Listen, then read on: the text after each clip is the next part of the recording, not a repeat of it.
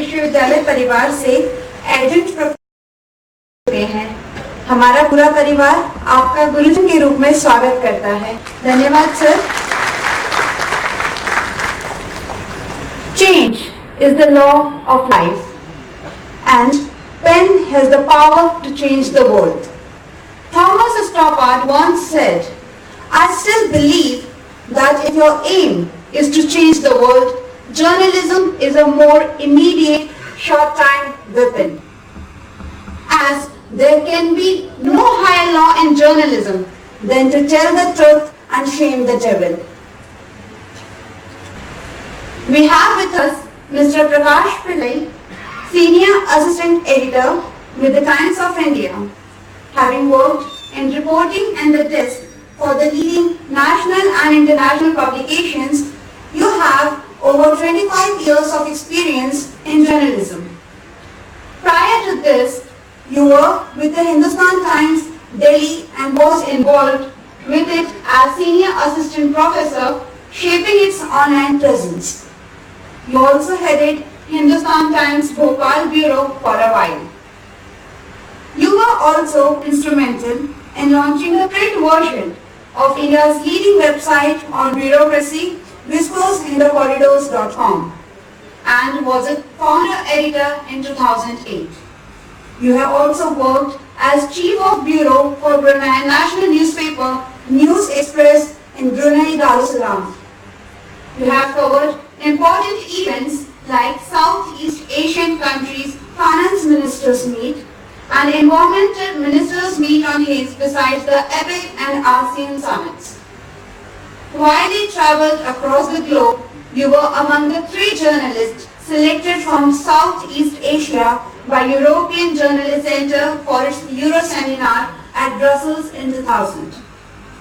You were among the first Indian journalists to interview General Pervez Musharraf, the then CEO of Pakistan, in 2000 in Brunei. While in Madhya Pradesh, you were awarded the 1996 Best Political Reporting Award by former Prime Minister Atal Bihari Vajpayee. Now, I would request Mr. Prakash Pillai to come over the stage and share his views on changing trends in English journalism. Mr. Prakash Pillai, please.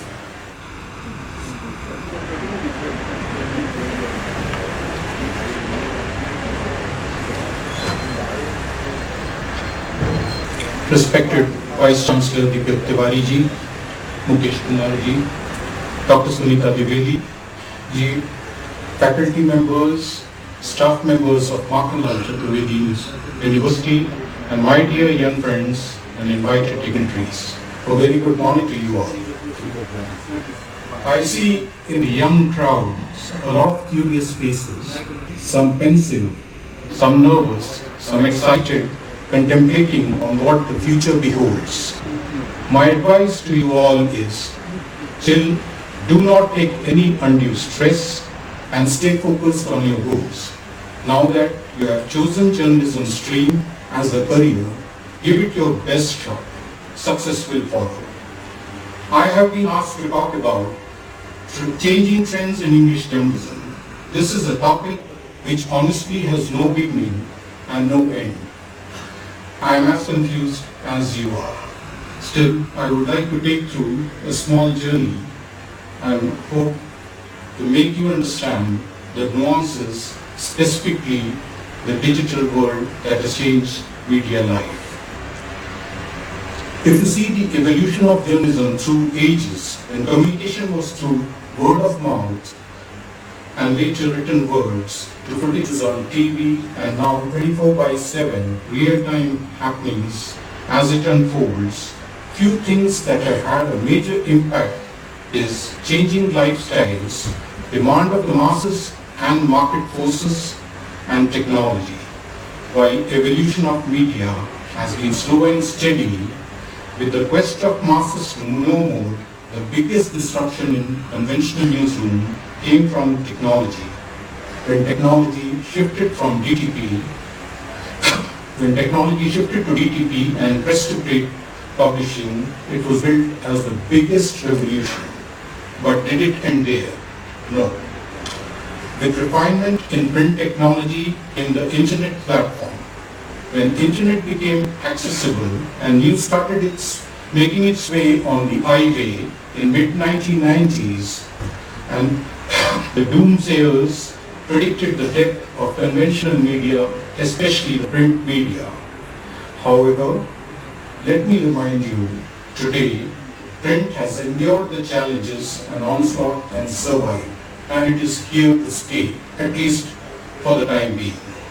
Today, after almost 3 decades of net evolution, print media is making a strong pitch, a fact corroborated by the WordPress Trends database and the 2019 IRS survey.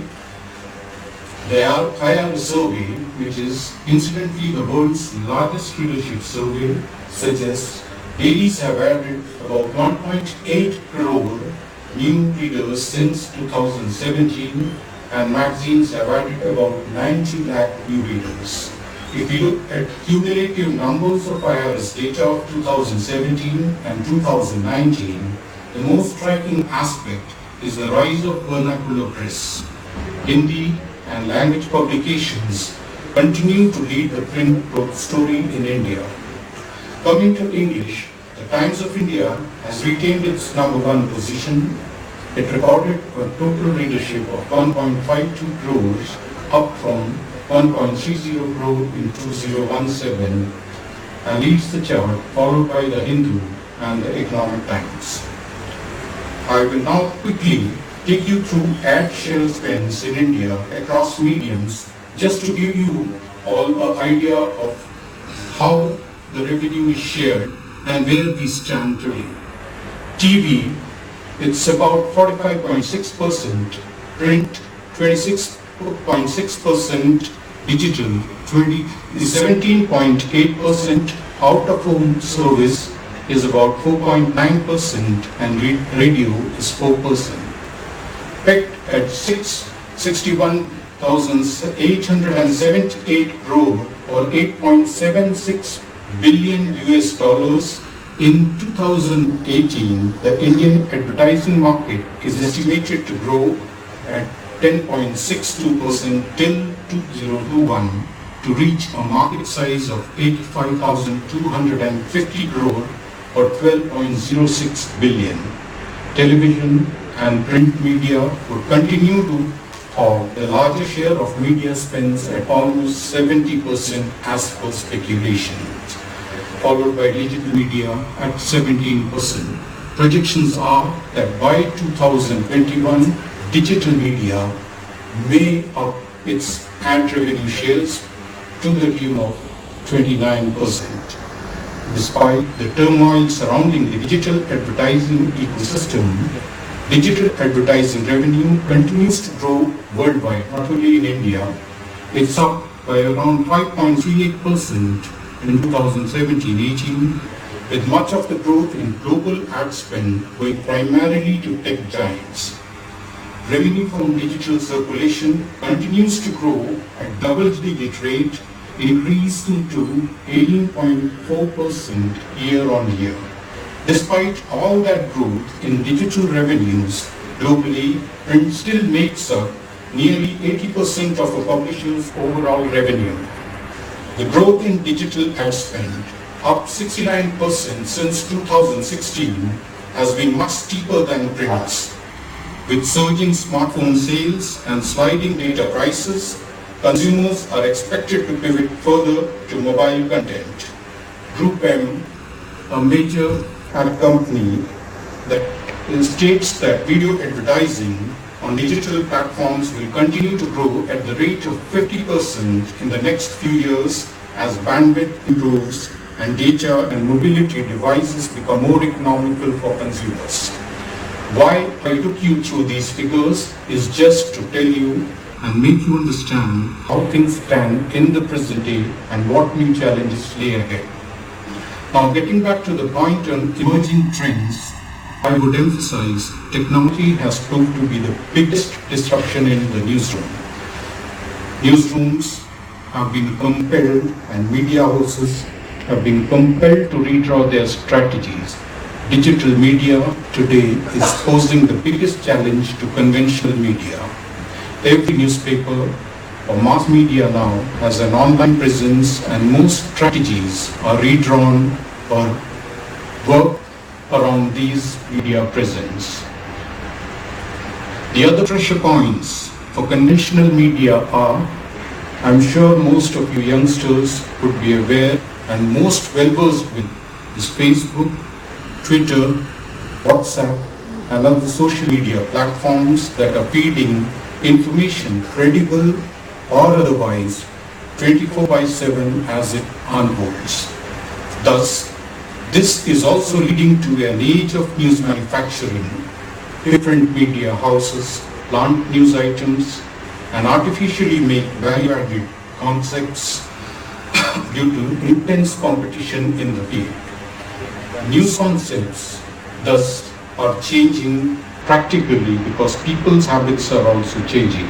Now, we cannot complain fully saying this kind of news or news stories are absolutely false. Second and most important and challenging aspect or the new trend is the use of robots in news writing. This is a trend that is fast emerging as bigger media houses employ robots or newsboards as they are normally called to create or write or analyze their stories. With an unusually high database fed into these machines, they can churn out a copy much faster than you and me can write or even think about. The third is data analytics and use of artificial intelligence. Major media houses and news agencies like the AFP, Reuters, and newspapers like Washington Post and New York Times are using data analytics and artificial intelligence to propel their editorial content. These organizations have customized robots with specific softwares to strengthen their news creation, and these intelligent machines can analyze through a minefield of data and produce copies flawless within no time. What AI does, it streamlines media workflows, automates mundane tasks, crunches more data into your story which otherwise is not humanly possible within a very short span of time, eliminates fake news, a major concern of most media personnels, and generating good creative outputs. Now Reuters, for instance, is using robots to analyze financial reports and churn out news stories. It has proved to be very efficient and a brand success as it can mine vast data within no time and give a detailed projection. The Washington Post AI-powered board, normally called as Heliograph, helps free up journalists to work on more interesting complex stories while also allowing for hyperlocal news coverage such as very local school-level sporting activities in the US. Jeremy Gilbert, the Washington Post Director of Strategic Initiatives, says, Heliograph is creating a new model for hyperlocal coverage. In the past, it would have been impossible for the Post to stuff more than a handful of more significant games each week. Now we'll be able to cover any game that we have data for, giving the teams and fans near instant coverage to read and share. Blending artificial intelligence and connectivity, another major technological change that is happening that every journalist will be impacted with in the coming days. The powerful combination of artificial intelligence and next generation networks will create new possibilities for the media industry. Today, AI technology lies behind the media recommendations that are made based basically on consumption habits. For example, search engines and aggregators already tailor-made results are being delivered to the customers, and some web publications also land personalized pages. If you see, for example, any major website, or you go to a website like Amazon, Flipkart, if you hit those websites a couple of times from your phone or your IP address, the next time whenever you go, you have a preferences. That's basically what you search, you get most of those. The same is with the news. If you look for a particular news in a website, then at the end of the day, when you visit the same website the next time, you'll find that must read for similar articles. This is use of artificial intelligence or robotics into news making. AI is now set to become even smarter as robust, reliable networks of the future will enable more machine-to-machine communication, supporting massive connectivity across diverse devices and connecting cities to cities. In journalism, this will mean entirely customized articles that provide the individual reader with the information they need. For example, those unfamiliar with the topic will need background information in order to understand a story. Otherwise, an expert will require only the in-depth details. Smart systems enabled by future networks would guess which parts of a story to present to whom through a better understanding of consumers. Joris Gillen, an artificial intelligence and software engineer at Twipe, a company that provides robotic solutions for media globally, says machine learning uses algorithms that gradually improve on a task without explicitly being told how. This means you must take it to your heart. We do something when we are told to do. We produce something when we are told to do. But here it is being done automated. Algorithm is embedded in the system that they churn out and they refine the procedures minute by minute. And if you have a copy at this minute, the other minute you will find it much better than the earlier one. I would also quickly like to take you through the emerging trends based on mass demand or market demands, which is redefining conventional news strategies in the newsrooms and for the journalists. Infotainment for one. The once strong wall between hard news and entertainment has basically blurred. With page 3 news much in vogue, the journalist can no longer afford to ignore it. Specialized reporting, the specialty has always been good and in demand, be it political reporting, crime, sports, business or science. Now specialized fields like financial markets, research analysis and technology is turning out to be a great hit among recruiters. Customized content creation. Most media houses and news agencies have also started syndication services that provide customized writing content for clients and industry-specific needs. How it impacts journalists. For the journalists, the storytelling art has changed across platforms. One has to script his story in minimum words to say the maximum without cutting out facts. Space is a premium in a newspaper and limited on TV, while verbose text on the online versions tend to put off a observer. Thus today's journalists also need to be tech-friendly, as most of the pictures you see in the newspaper and magazines have now come out of the old videotapes into the desktops, and now in most advanced newsrooms, it's the journalists who are giving the captions and editing the photographs. Likewise, most newsrooms in India also use the sub-editors more proactively to lay the pages. Earlier, it were the designers who used to draw a grid, hand over the grid to the designers for making the pages. Now, as students, you must be aware that making pages is mandatory for all bigger organizations, and you have to excel in it.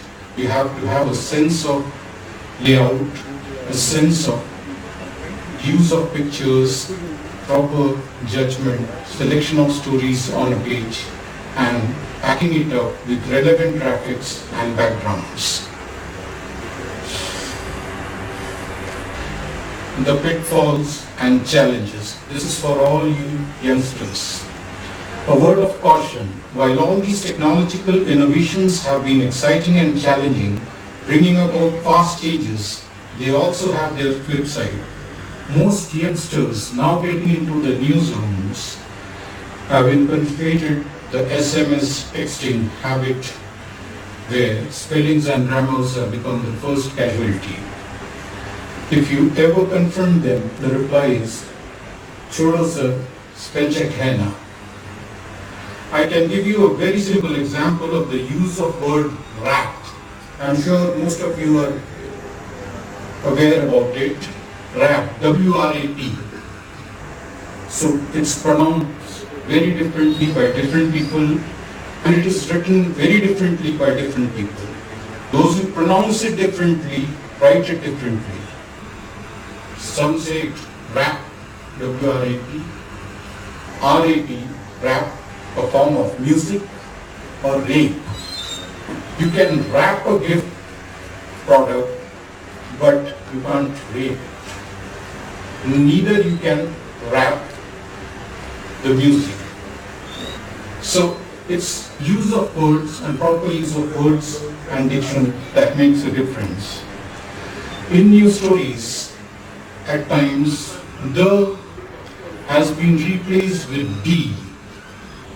The SMS generation. Girlfriends have become GF, BUs, something which really irritates older people or conventionals like me.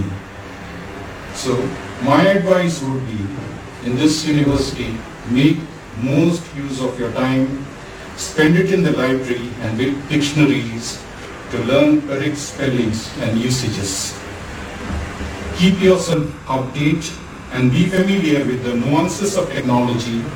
Be tech friendly rather than being tech challenged like most journals of my generation.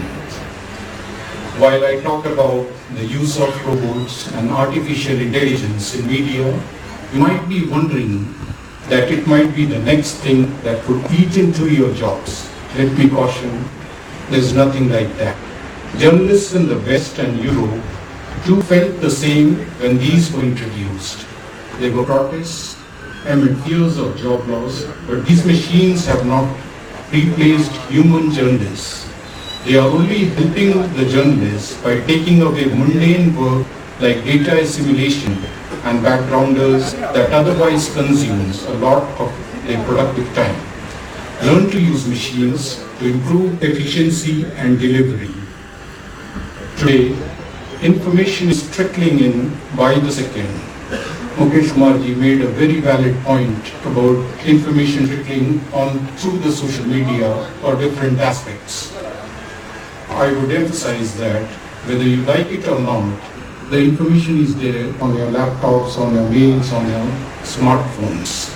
Now the biggest challenge is credibility of this vast pool of information that is surging at you, flooding you daily. Friends, young friends specifically, those addicted to social media, please make sure that you have the habit of analyzing the data that is coming to you through the social media, verifying the facts before processing them. This would help you avoid embarrassments and legal tangles in future.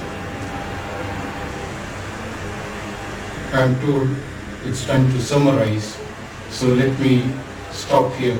No more of the boring lectures, since I think we'll have a small mind game. Can I have all your attention, please? Everybody's.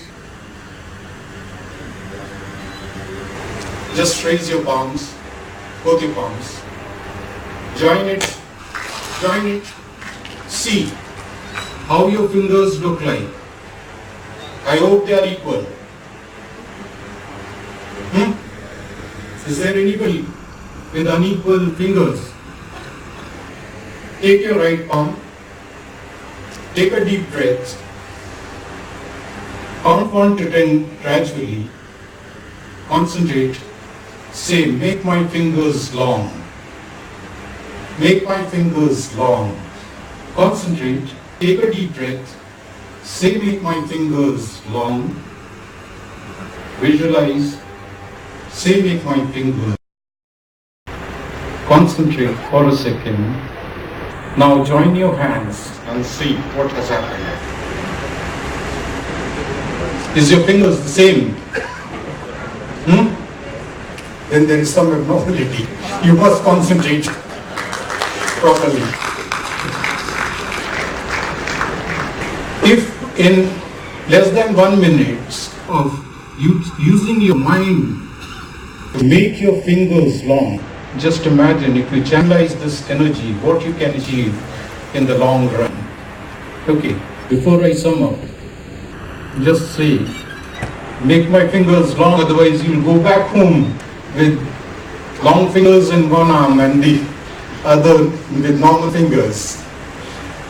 Okay friends, I'll just sum up, and before I wind, let me say a beautiful quote which the father of nation, Mahatma Gandhi, has said. This is basically about this mind power. He has put it very aptly, a man is but the product of his thoughts. What he thinks, he becomes. Okay? And while this presentation was started, the anchor spoke about Thomas Jefferson, the US President's speech. I hope politicians of his ilk do exist, and that keeps us going. And I hope, dear friends, not only hope, I am convinced that media is here to stay, print is here to stay, at least for the time being. And I wish you all success. Tighten your seatbelts and be ready to take off for an exciting journey in the future. Thank you, and wish you all the best.